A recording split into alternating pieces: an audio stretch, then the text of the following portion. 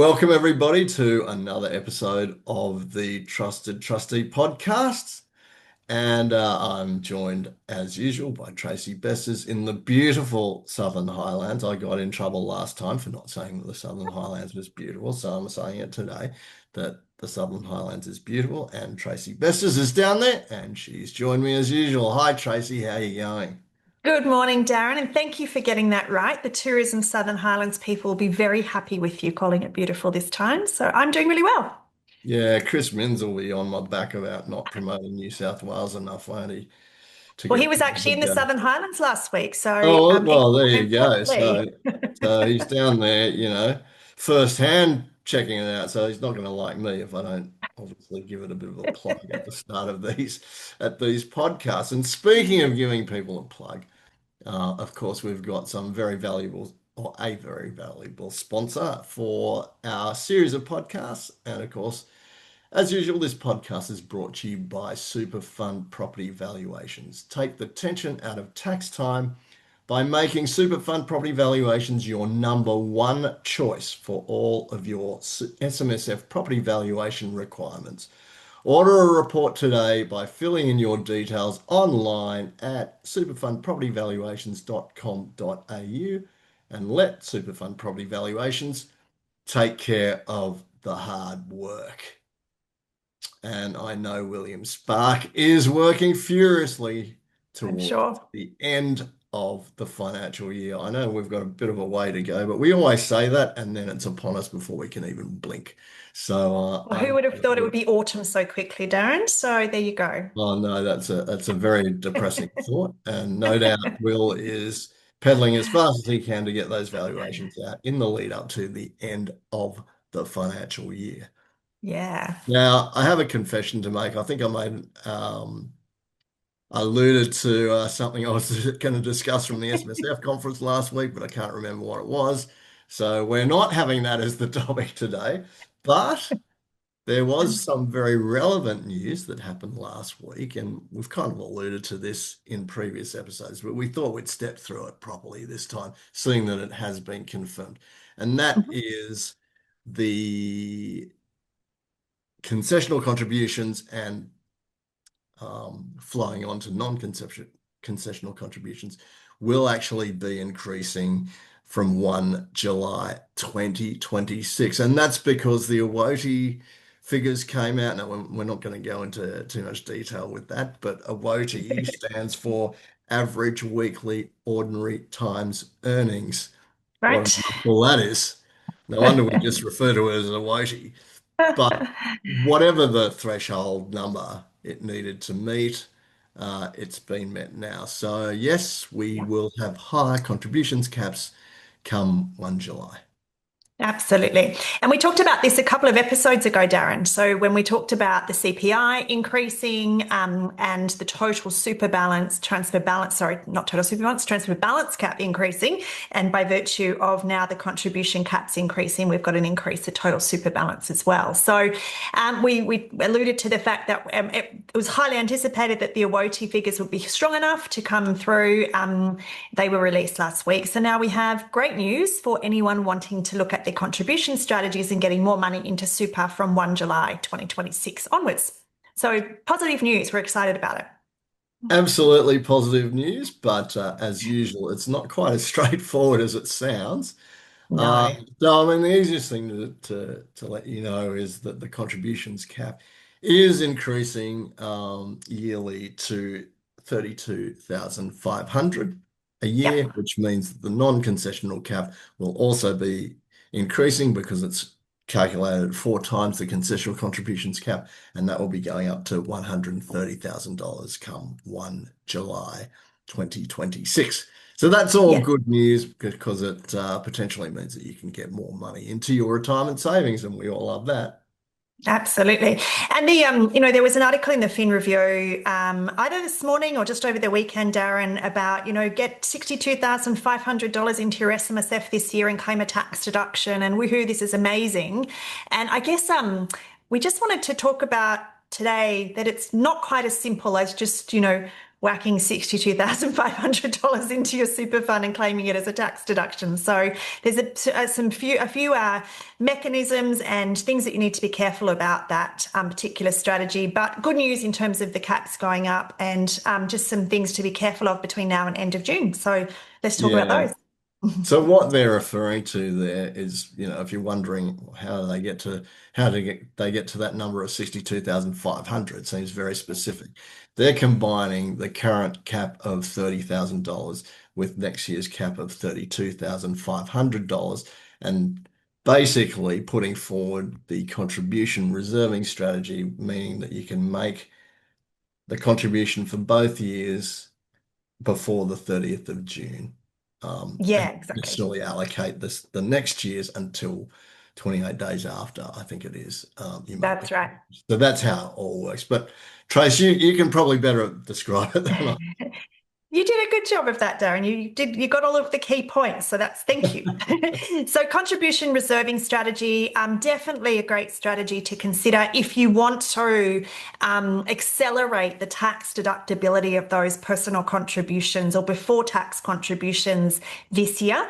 How it works though is if you tried to do $62,500 today, given that we're not in June, that would be a problem because you wouldn't be able to avail yourself of this contribution reserving strategy by virtue of the fact, Darin, of what you said about that 28 days.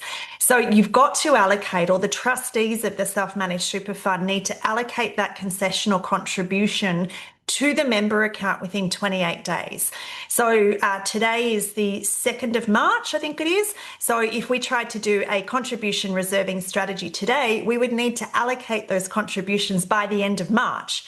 Well, that clearly doesn't work if we're trying to bring forward the next financial year contribution, like threshold or cap into play. So you've just got to be careful of the timing. That's the first thing you've got to be careful of. The second thing I think, which people who want to do this double contribution or contribution reserving strategies don't realise, and I've had this conversation, had to be the bearer of bad news many, many times, is that once you've actually used your cap for next year, your cap's gone for next year. You can't then do another, 32,500 for next year unless you bring forward the following year and the following year and the following year and so on and so forth. So it's kind of more of a one-off strategy, if you like. So when would you think about using it, Darin? You'd probably think about using it in a extraordinarily high income year. So if you perhaps sold some sort of investment and you've got quite a high capital gains tax position this year in 2026 financial, you might then consider, well, actually it's going to be a really good idea for me to lower my taxable income by that extra contribution cap and pay less capital gains tax, for example. So that's, when you would think about using the strategy more than just, oh, the cap's gone up, let's do it because of that Yeah, reason. no. Yeah, the timing is everything here. So Yes. it has to straddle the two income years, basically, Yeah. which means that you have to implement this policy in June. June. Yeah, You can't do absolutely. it in any other month. It's got to be June, and you get the 28 days in July, which means that it's okay to straddle the financial year. If you do it before that, you're going to get yourself into all sorts of trouble. And yeah, as Tracy says, basically it will mean that you've used your concessional contributions cap up for the following financial year, Yep. and you'll have to wait another 12 months before you can actually make another concessional contribution, unless you've got bring forward stuff, which will obviously touch on as well. So Yeah. yeah, The just other to keep thing, it simple, yeah, it has to straddle the income year. And yeah, interestingly enough, it's the only, I use this term very loosely, Trace. It's the only acceptable reserve that you can actually use now in yeah. in SMSF. Yeah, absolutely. There were a whole lot of other reserves that we could do. And for anyone who's never heard this terminology before about reserving, basically a reserve in an SMSF is where you have cash that goes into the super fund, but it doesn't yet get allocated to the member. So it sits within this kind of what we call a contribution reserve, being that it's in the fund, physical cash, but yet not yet allocated. So not yet, counting towards all of the member contribute or member account balances, etc. So just in very simple terms, I know it's much more complicated than that, but we don't have the scope of the podcast to go that long to talk about all of the idiosyncrasies of reserving. So Darin, one other thing just to be careful of, I think, for our listeners around this kind of, let's put 62,500 into super this year, is just to be mindful of the interaction of that contribution with Division 293. Now, we're not talking $3 million tax rules or balance rules. No. That's Div 296.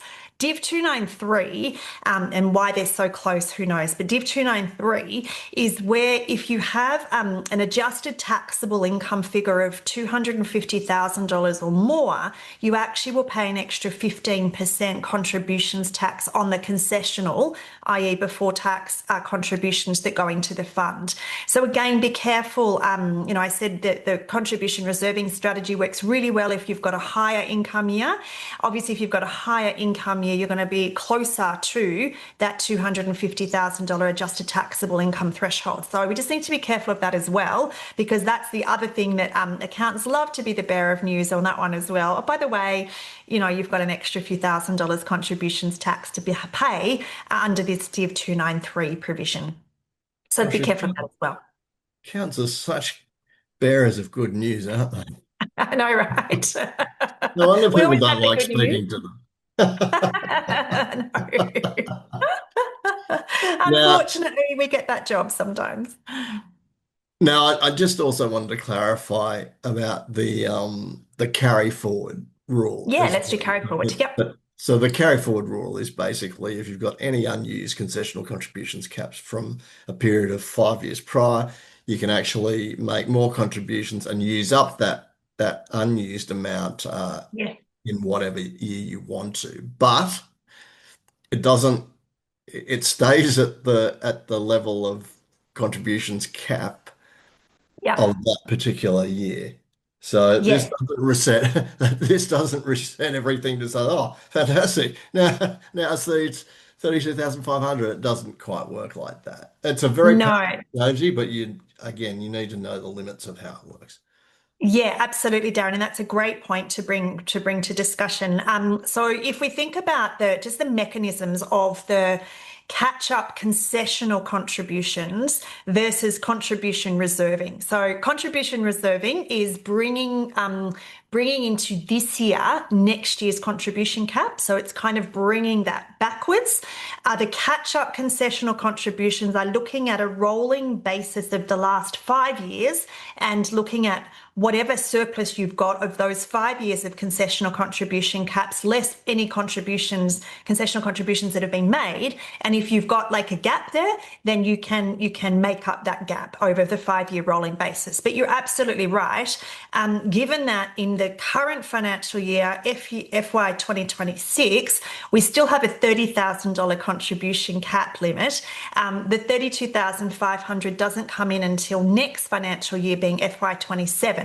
So if we had a look at the catch-up concessional contribution strategy from 1 July, we'd have 1 year at 32,500, then we'd have a year at 30,000, a year at 30,000, then we'd go 27,500 and so on and so forth for that 5 years. So it doesn't just reset it to 5 years of 32,500. So unfortunately, we're in this Yeah. situation where we've got, 1 year or maybe 2 years of a cap, and then it changes and then it changes again. So you've got lots of thresholds and lots of caps to bear in mind when you want to, whack some money into super. Because the government likes to give us as many thresholds as possible to be aware of to make sure that our SMSF is compliant, which is Yeah, exactly. very, very, very difficult. And as you've probably heard us discuss previously, when indexation comes into it and we're not even getting started on the indexation now involved with the Division 296 tax, then everything kind of changes and the interaction changes. But why make things, you know, simple? We don't want simple. We don't like Well, simple, do we? we kind of have to thank the government too, Darren, because it gives us some content to talk about in our podcast. So thank Yes, you, government, yes. for making things more complicated than they probably need to be. Otherwise, we'd have nothing to talk about. We'd be very boring, right? Yeah, and nice try, Peter Costello. When you brought in these reforms, you called them the simpler super reforms. Anything but, mate. So maybe go back to the drawing board with your marketers as to how to market some of these bills. But anyway, we Yeah. digress. On we move. I mentioned at the start that obviously the concessional contributions cap increase will have implications for the non-concessional contributions Yep. cap as well, and that's moving to $130,000 a year as well. And of course, that is going to have other implications too, isn't it, Trace? Yeah, absolutely, Darren. So non-concessional contributions is always four times concessional contribution cap. So as you mentioned, it goes to 130,000 and had to think quietly, slowly about four times 32,500 equals 130,000. So that actually is the new cap again for 1 July 2026 onwards. So next financial year. That actually then makes you have to think about the whole bring forward strategy. So we're not talking concessional contributions now, Darren. That's our pre-tax or before tax money. We're talking non-concessional, which is our after-tax money. So at some point in time, tax is being paid on money that we have. We've got a chunk of money, and we want to pop that into super. We're not claiming a tax deduction for it, so it goes under the non-concessional cap rules. So that's now 130,000. So you might go, oh, yay. I can now use a bring forward rule up to 3 years, depending on what our total super balance is at 30 June of the year prior. I can now bring 3 years forward, and I could make $390,000 worth of contributions, this financial year bring forward. Well, it doesn't quite work that way either. So if you've already triggered a bring forward, if you haven't triggered a bring forward, yes, you could potentially do up to 390,000 moving forward. If I've triggered a bring forward though already in say the 2025 financial year, or even the 24 financial year or the 26 financial year, I can't take into consideration the new threshold. I'm locked into the thresholds that existed when I triggered my bring forward. So I don't get the uplift of that non-concessional cap until I have completed that period of 3 years of up to 3 years of bring forward, and then I can move forward with the new kind of caps. So again, it's a really important time when you've got to work with your accountants and your advisors, administrators on these caps. Make sure you know exactly what you can put in so that you don't inadvertently exceed either the concessional or the non-concessional caps and have to go through all of that kind of, release phase to get the money back out. Yeah, it's really important to know that it doesn't just Mm, shift immediately. And this is a tricky part of the non-concessional bring forward rules yes. because you're always having to monitor exactly how much I have contributed already under the bring forward rule and manage Yeah. that over the next 3 year period. May not even be the full amount, but you still have to manage that over the next 3 year period. You're not That's allowed to right. do anything else, outside of that for another bring forward until that period of time is exhausted. And then you can move Yes. on and go for your next bring forward if that's what you want to do. Yes, and I think something actually came up at conference, at the SMSF Association conference around this kind of bring forward provisions, Darren. So I might just share that little kind of example. So it was in one of the workshops that I sat, and it talked about the actual forms for claiming a tax deduction. If you're doing a personal concessional contribution, let's say that you put in $32,500 and 60 cents or something, or 18 cents, or whatever it is, you actually have to round it on the form.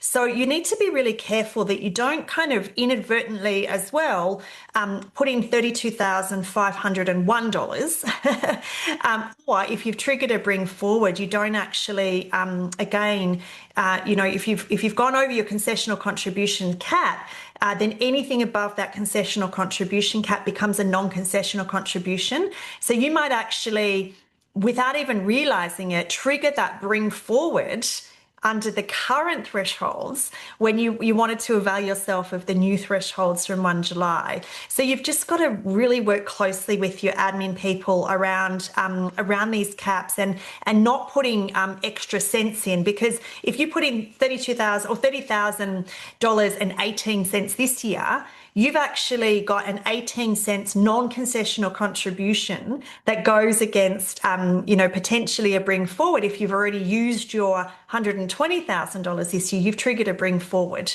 by 18 cents. And you might go, oh, come on, Trace, it's 18 cents. Like, what does that matter? But technically, although you round on the form to claim, you've technically got this like tiny little amount of money that could inadvertently trigger a bring forward when you didn't want to do that. So you just got to be careful to get the thresholds right and not mistakenly put this extra cents in that causes this ripple effect. Everything's a ripple effect, as we know. Yeah, it actually sounds quite ridiculous, I know, Yeah, but it really is. the ATO, as they apply the rules, they only process round numbers. So if Mm, there's any sense, as Tracy says, they look towards, well, that's a contribution for another year, yeah. because you've exhausted your allocation this year, and hence it triggers that. And look, I've heard Craig Day talk about this scenario before, Uh-huh. and he's actually had cases like this where people think that they've stuck to the concessional caps, and all of a sudden they get an excess contributions um, assessment from the ATO, and it can be quite severe if you're looking at several years of Yes. contributions. Now, one thing that, while we're on this subject, one thing that he highlighted was in years gone by, it wasn't such a big deal because No. the ATO had this thing called the de minimis rule, right? And that's Yes. where they could actually exercise some discretion and think, oh, I know Tracy's made a mistake here. She's put 18 cents on the form, but it's obviously wrong. It's got to be round figures. So we'll, Mhm. we'll just we'll just ignore that 18 cents for compliance purposes. We're not gonna treat it like this. Well, they don't apply that rule anymore, No, that's unfortunately. right. So that means that any error like that now is treated or categorized strictly to the rules around the contribution. And if that means that you haven't done it Mm. fully, or you haven't actually filed the information properly because you've got cents over it, it doesn't Hmm. matter. That's now a strict interpretation that anything over that means that you've triggered the bring forward rule. Yeah. Which, and of course, where people get into big trouble is that when they haven't realized that they've triggered the bring forward rule, and then they go to make a bring forward contribution, not knowing about that 18 cents, Yeah. and then all hell breaks loose, basically.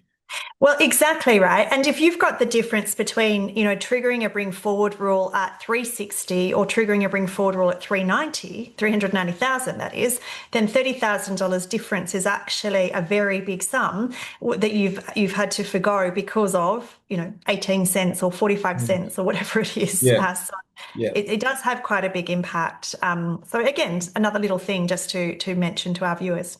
Yeah, and that's not just theoretical too. When I heard Craig Day talk about this, he was talking about actual cases Yes. that they've fielded at the Colonial First State Helpline Yes. around this scenario, and he was actually talking about large amounts of numbers that people had got themselves into trouble for because they didn't realize that 18 cents.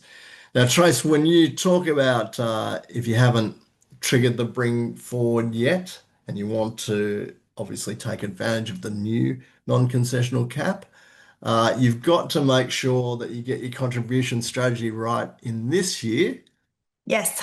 so that you properly, box these things into the right category so you can move on and use the higher limit properly. Yeah, exactly, Darren. So let's just talk hypothetically that you want to maximize. You've got a whole chunk of money.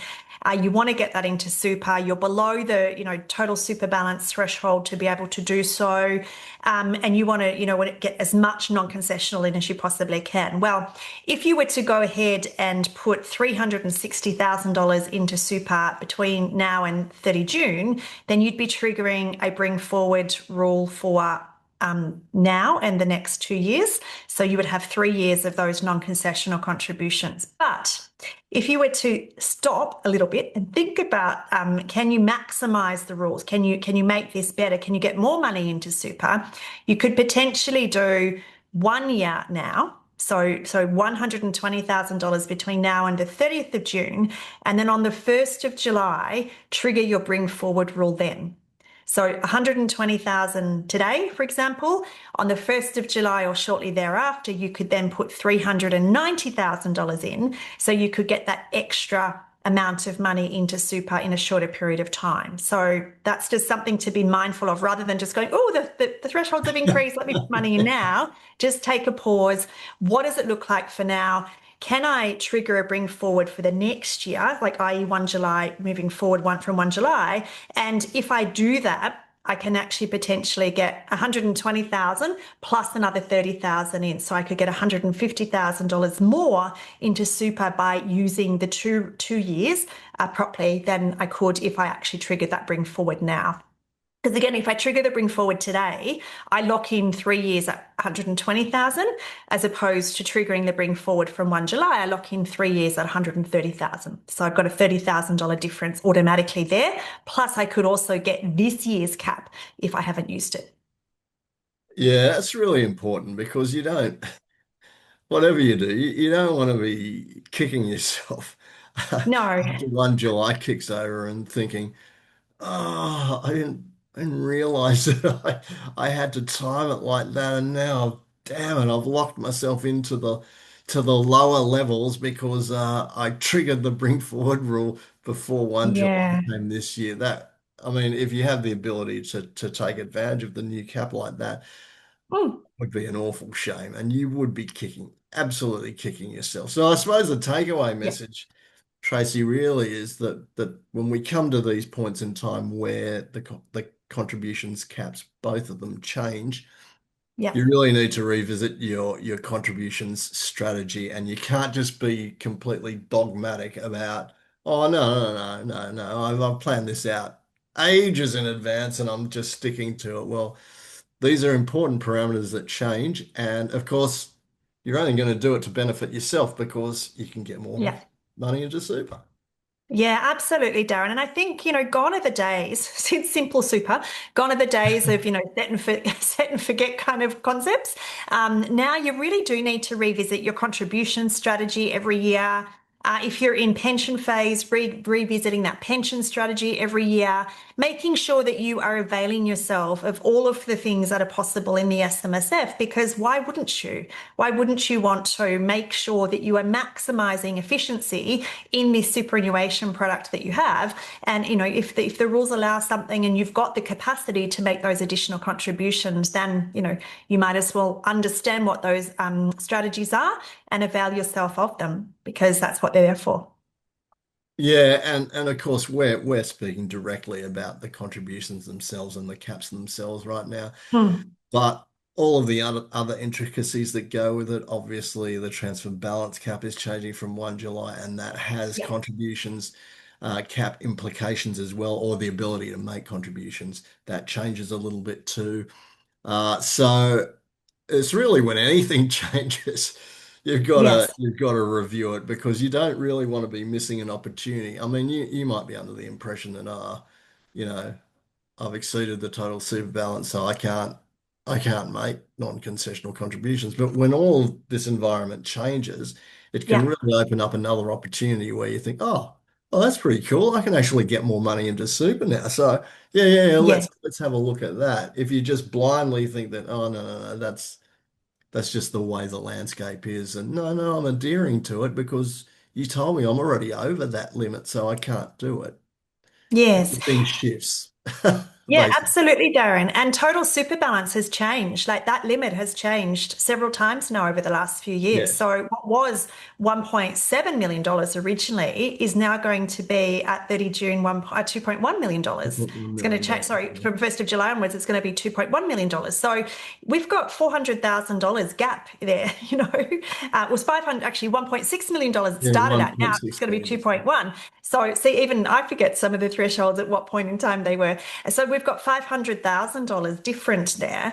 So you might have thought, oh, I'm capped out. I've got, I don't have any total super balance available to me because of my caps. But if you're not keeping up to date with what the new caps are, then you might think, oh, actually, I've missed out on this opportunity of getting money in. Now, it doesn't mean that you would get a bring forward non-concessional strategy in, but you might be able to at least do that 1 year.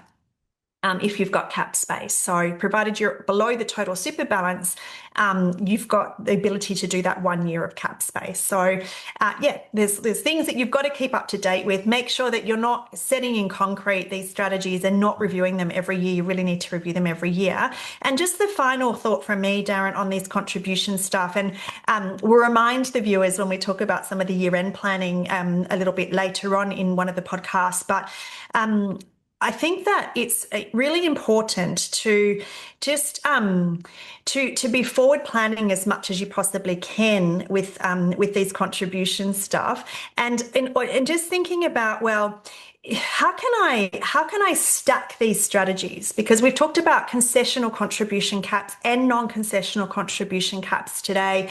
We've talked about catch up concessional, we've talked about reserving, and we've talked about bring forward. There's like 5 strategies within that kind of stuff that we've spoken about today. You can combine those caps and combine those strategies to be able to get a really awesome overall kind of outcome. So it's not just a one thing that you need to be thinking of, like, oh, how do I do a concessional contribution strategy? What does that look like? You really need to be thinking, well, I really want to get $500,000 into super, for example. Can I get $500,000 into super? And how can I stack one thing on top of the other in order to be able to get that maximum outcome? And the ATO have used examples in some of their publications on how to actually do one thing plus another thing plus another thing to get, more money into super. So the ATO have actually given us examples of that as well. So don't think kind of, with blinkers on about one thing. You really want to be adding on different strategies and stacking those different strategies to get the best outcome. Yeah, absolutely. Couldn't have said it better myself. And on that note, I think we've run out of time, Tracy, as usual. As So usual, yep. we'd just like to thank you for joining me for this podcast again from the beautiful Southern Highlands, where you are. You're very welcome, Darren. It's been my pleasure, and I look forward to the next one. Me too. Thank you very much also to Superfund Property Valuations for their continued support, and William Spark and his team, obviously, there, who I said are no doubt working furiously with their valuations as we march towards the 30th of June this year. Thank you very much to my production team as well, who put these podcasts together and make sure they're published on all of our social media platforms and any other mediums that we do distribute. But most of all, we'd like to thank you for your company, whether or not you're watching us or listening to us. We really do value your support out there. Without you, we wouldn't be doing this stuff. So thank you very much for joining us and for your support. And until the next episode of the Trusted Trustee podcast, travel safely, and we'll see you then. Bye for now.